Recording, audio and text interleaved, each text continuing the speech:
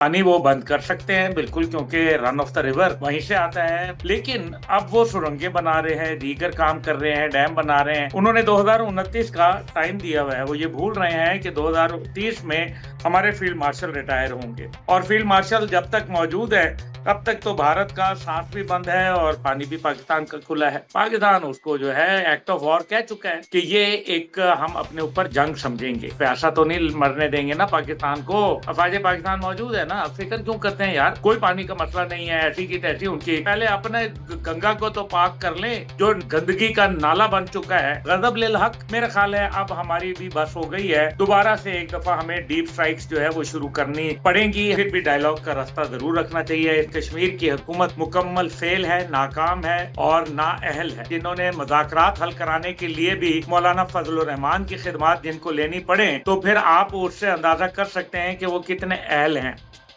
अस्सलाम वालेकुम नाज़रीन, मोहम्मद कज़ाफ़ी में तो फिर हाजिर है नया दौर के प्लेटफॉर्म से। नाज़रीन, हमारे बड़े ही प्यारे गेस्ट अब्दुल्ला हमीद गुल साहब हमारे साथ मौजूद है। अस्सलाम वालेकुम अब्दुल्ला भाई, क्या हाल है आपके? वालेकुम अस्सलाम, अल्हम्दुलिल्लाह।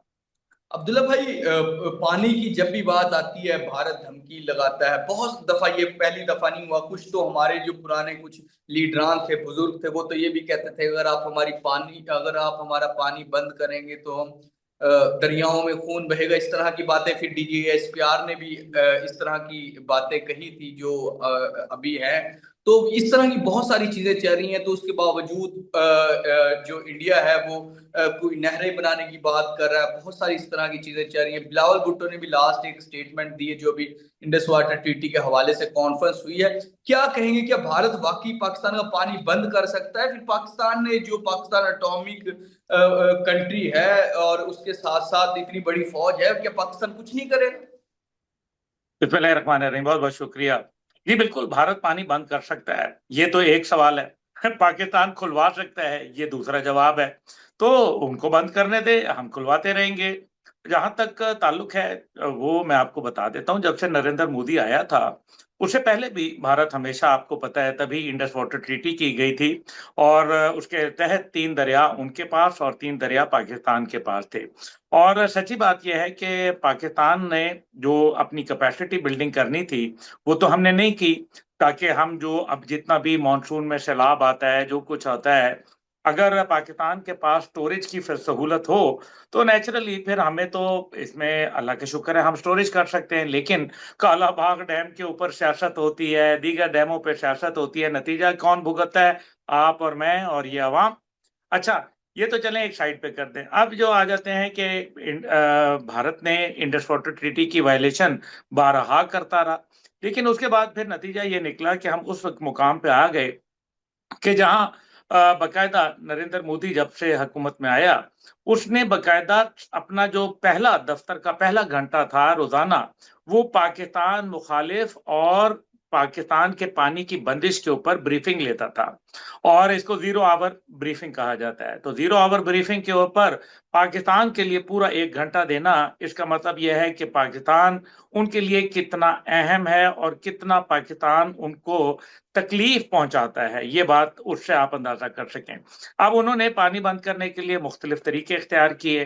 पानी वो बंद कर सकते हैं बिल्कुल, क्योंकि रन ऑफ द रिवर वहीं से आता है, बहाव वहीं का है। लेकिन अब वो सुरंगें बना रहे हैं, दीगर काम कर रहे हैं, डैम बना रहे हैं। उन्होंने 2029 का टाइम दिया हुआ है। वो ये भूल रहे हैं कि 2030 में हमारे फील्ड मार्शल रिटायर होंगे, और फील्ड मार्शल जब तक मौजूद है तब तक तो भारत का सांस भी बंद है और पानी भी पाकिस्तान का खुला है। इसलिए मैं ये समझता हूं कि वो बना लें, अपने अरबों डॉलर से वो बनाएंगे प्रोजेक्ट। पाकिस्तान को ज्यादा मेहनत नहीं करनी पड़ेगी उनको मतलब तबाह करने में, इंशाल्लाह ताला। एक आध मिसाइल इधर उधर भी हो जाता होता है, आपको मालूम है। तो कोई भारत की क्या ऐसा है? अच्छा है, उनके बिलियंस उनको लगाने दें। जब वो बिलियंस लगा के बनाएंगे, पाकिस्तान उसको जो है एक्ट ऑफ वॉर कह चुका है, बता चुका है। 2025 अप्रैल की जो नेशनल सिक्योरिटी काउंसिल की मीटिंग थी, उसमें यह वजाहत से कह दिया गया था कि ये एक हम अपने ऊपर जंग समझेंगे। और जंग समझने का मतलब सीधा सीधा यह है कि अब प्यासा तो नहीं मरने देंगे ना पाकिस्तान को। अफवाज पाकिस्तान मौजूद है ना, फिक्र क्यों करते हैं यार? कोई पानी का मसला नहीं है, ऐसी की तैसी उनकी। पानी बंद करेंगे वो हमारा, वो अपना पानी जो है, पहले अपने गंगा को तो पाक कर लें, जो इस गंदगी का नाला बन चुका है, एक नाला लई बन चुका है वो।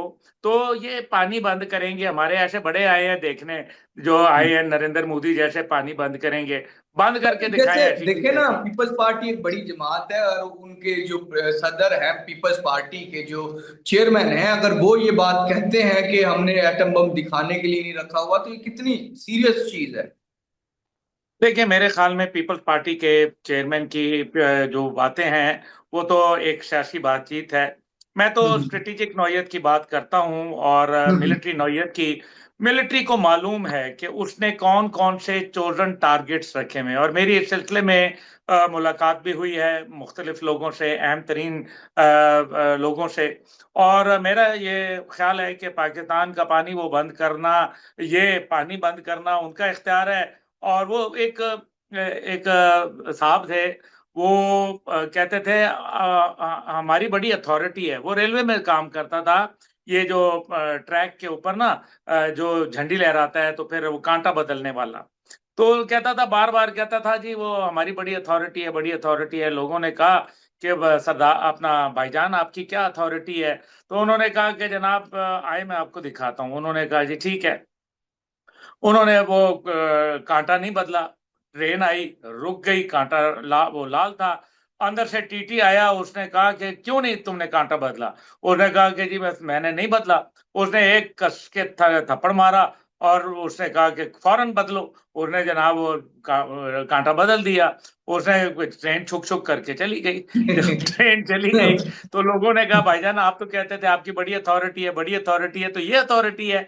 उसने कहा कांटा ना बदलना मेरी अथॉरिटी थी, थप्पड़ मारना उसकी अथॉरिटी थी। तो पाकिस्तान का यही आलम है इंशाल्लाह। बिल्कुल बिल्कुल बिल्कुल। अच्छा, दूसरी जानिब हमारा एक तो चलो इनके साथ तो एक बड़ा रहता ही है मामला, उसकी दूसरी जानिब अफगानिस्तान के हवाले से कुछ ड्रोन्स की इतलात आ रही हैं कि कुछ दिन पहले भी कुछ ड्रोन्स आए, कल भी आए।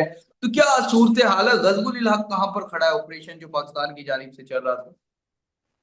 देखिए, गजब हक जो है वो मौजूद है। मेरे ख्याल में पाकिस्तान को भी फैसला करना पड़ेगा, बहुत सारे फैसले करने पड़ेंगे। पाकिस्तान की भी आपने अगर तकदीर बदलनी है, तो फिर आपको जहां आपने देखे ना, फितनातुल हिंदुस्तान के खिलाफ ऑपरेशन किया, फितनातुल खवारिज के खिलाफ ऑपरेशन किया, ये फितनातुल शैतान के खिलाफ जो हम पर पाकिस्तान में गाहे बगाए शक्ल में आते रहते हैं लोग, और पाकिस्तान की तकदीर का सत्यानाश करने पे तुले में हैं, इन लोगों के खिलाफ फितनतुल शैतान करें, इंशाअल्लाह ताला पाकिस्तान भी ठीक होगा, इसकी मईशत भी और आवाम भी ठीक होगी। जहां तक अफगानिस्तान की बात है, देखें कदाफी भाई, सीधी सी बात है। अफगानिस्तान से पहले बागराम के अंदर एक फैसिलिटी थी जहां हीरोप ड्रोन बाकायदा इंडिया जो है वो असेंबल करवा रहा था। पाकिस्तान ने उस पर हमला करके वो खत्म कर दी सहूलत। अब काबुल एयरपोर्ट के 7 किलोमीटर दूर एक बिल्डिंग है, वहां तकरीबन चौथी मंजिल के ऊपर बकायदा इनका एक दोबारा से इन्होंने ड्रोन रीअसेंबल करने का एक प्लांट बनाया है। और वहां से वो हीरोप ड्रोन जो कि इजरायली ड्रोन है, उसको वहां रीअसेंबल कराया जा रहा है। अब इनके अंदर मॉडर्नाइजेशन लाई जा रही है, और इनके अंदर पहले तो ये सिर्फ सर्वेलेंस के लिए इस्तेमाल हो रहे थे, यानी कि आपने देखा बलूचिस्तान में मुख्तलिफ फौजी चौकियों के ऊपर, एफसी की चौकियों पर, पुलिस की चौकियों पर जाते जाते हमला कर देते हैं। क्यों कर देते हैं? इस वजह से क्योंकि उन्होंने ये देख लिया कि भाई यहाँ वो ऊपर ड्रोन लेते हैं, और वो देखते हैं कि आसपास कोई लोग तो नहीं है, कोई और रीइंफोर्समेंट तो नहीं आ रही। और जब वो खाली जगह देखते हैं, तो वो एक बुजदिलाना से कार्रवाई, जाते हुए मोटरसाइकिल को 100 की स्पीड पे दौड़ा के एक ग्रेनेड अंदर फेंक दिया और भाग गए। जिस तरह से इनके मास्टर्स बुजदिल हैं, भारत वो शाम को वक्त ही आता है, जब भी आता है रात को आता है। ये भी जो है वो साले हमेशा जो है वो दिन के अंदर जो है वो नहीं आते, छुप छुप के वार करते हैं। तो ये भी इनका यही आलम है। तो वो ड्रोन के जरिए पहले रैकी करते हैं, लेकिन अब इन ड्रोन्स के अंदर जो फर्क आया है वो ये है कि अब इनको आम भी किया जा रहा है, यानी कि इनके ऊपर हथियार लगाए जा रहे हैं, इनके ऊपर बम गिराने की, छोटे छोटे जो बम होते हैं वो गिराने की सहूलत दी जा रही है। ये है खतरनाक बात। लेकिन इसके लिए पाकिस्तान के पास एंटी ड्रोन जो मेजर्स हैं वो भी लिए जा रहे हैं, और अल्हम्दुलिल्लाह अभी भी जो 4 ड्रोन आए थे, पाकिस्तान ने उनको अल्हम्दुलिल्लाह न्यूट्रलाइज किया। और मैं ये समझता हूं कि आइंदा भी हम उसके मुतल्लिक कार्रवाई करेंगे। और गजब लिल हक मेरा ख्याल है अब हमारी भी बस हो गई है। दोबारा से एक दफा हमें डीप स्ट्राइक्स जो है वो शुरू करनी पड़ेंगी। हमने शुरू भी की हैं, और जब से जमातुल अहरार ने कराची में ऑपरेशन किया एफसी के खिलाफ और एफसी के ऊपर एक बुज़दिलाना कार्रवाई की, तो उसके बाद पाकिस्तान ने भी उनको करारा जवाब दिया। जंग है मेरे भाई, इसके अंदर क्या प्रॉब्लम हो जाती है? जंग है, जंग के अंदर जाने जाती भी हैं और दुश्मनों को जहन्नम भी हासिल किया जाता है। कोई बात नहीं, इंशाल्लाह ताला पूरी कौम मजबूत होके खड़ी है, फिक्र ना करें इंशाल्लाह। बिल्कुल बिल्कुल। अच्छा सर, दूसरा एक और जानिब चलें, जो कश्मीर हमारे बड़े दिल के करीब भी है। वहां के जो सो कॉल्ड अपने आप को लीडर भी कहते थे और कुछ लोग भी उनके पीछे लग गए थे, और बहुत सारे लोग तो कहते हैं कि उनके पीछे रॉ की फंडिंग थी या मोसाद की फंडिंग थी, इसराइल का भी नाम लेते हैं, बहुत सारी इस तरह की चीजें हैं। शौकत नवाज मीर साहब, उनको अरेस्ट कर लिया है। वो कश्मीर वाला क्या मामला है, और उनको जो अरेस्ट किया है ये कितना फायदेमंद होगा? देखिए, फायदेमंद तो होता है, जाहिर है। जब आप कोई भी किसी लीडरशिप को आप गिरफ्तार कर लेते हैं, तो फिर तहरीक की कमर जो है वो टूट जाया करती है। और ये मैं जरूर कहूंगा कि फिर भी डायलॉग का रास्ता जरूर रखना चाहिए। इसमें कोई शक नहीं है कि कश्मीर की हुकूमत मुकम्मल फेल है, नाकाम है और नाअहल है। जिन्होंने कोई काम नहीं किया, जिन्होंने मुज़ाकरात हल कराने के लिए भी मौलाना फजलुर रहमान की खिदमात जिनको लेनी पड़े, तो फिर आप उससे अंदाजा कर सकते हैं कि वो कितने अहल हैं। दूसरी जानिब शौकत नवाज मीर साहब को गिरफ्तार किया गया है। इससे पहले जो जैक थी, ज्वाइंट अवामी एक्शन कमेटी, उसको कालादम करार दिया गया और उससे बहुत सारे लोगों ने लाताल्लुकी का इजहार किया। मेरे ख्याल में पाकिस्तान मुखालिफ बयानियां वहां के लोगों ने मुस्तरद कर दिया। हाउएवर, मैं समझता हूं कि वहां अवाम के जो जायज मुतालबात हैं वो उनके ऊपर जरूर कार्रवाई होनी चाहिए, उनके हकूक उनको मिलने चाहिए। और तहरीक जवानान कश्मीर और पाकिस्तान ये मुतालबा करती है, जिसका मैं सरबराह हूं, कि हम कहते हैं कि जुडिशल कमीशन बनना चाहिए। जो हुकूमत ने वादे किए थे या जो जॉइंट एक्शन कमेटी ने किए थे, ये कितने वफा उन्होंने किए, कितने हुकूमत ने किए, कितने फीसद काम हुआ, कितना नहीं हुआ, सिर्फ बातें रहीं या हकायक थे, तमाम जुडिशल इंक्वायरी में सामने आ जाएगा। मेरे ख्याल में ये एन जमहूरी मुतालबा है। और दूसरा इसके अंदर यह है कि जो जहां तक मुहाजिरीन की सीटों के ऊपर है, मेरे भाई, इसके लिए आप अभी इलेक्शन होने वाले हैं। आप बेहतर यह है कि आप फौरन जो डाल दें अपनी पर्ची एक बना दें उसी में, कि जी आप मुहाजिरीन की सीटें बरकरार रखना चाहते हैं, कम करना चाहते हैं, ज्यादा करना चाहते हैं, बिल्कुल खत्म करना चाहते हैं। अवाम की हक का जो खुद इरादियत है, हक खुद इरादियत, उसके जरिए जो है वो दूध का दूध और पानी का पानी हो जाएगा। और आई एम श्योर कि कश्मीरी अवाम जो है वो बड़े दिल वाली कौम है, और उसको मालूम है कि मकबूजा कश्मीर के लोग उसके भाई हैं और वो उनसे जुदा नहीं हो सकते। बिल्कुल बिल्कुल जी। तो नाज़रीन, जिस तरह के अब्दुल्ला हमीद गुल साहब हमारे साथ मौजूद थे, और इस टाइम जो इंडस वाटर ट्रीटी है और उसके साथ साथ अफगानिस्तान और कश्मीर के जो मामला थे उन तमाम पे गुफ्तगू की, उम्मीद है कि आपको ये शो पसंद आएगा और इसको अपने नाज़रीन तक शेयर भी करें। फिलहाल के नाज़रीन, मोहम्मद कजाफी को और अब्दुल्ला हमीद गुल साहब को नए दौर से इजाजत दीजिए।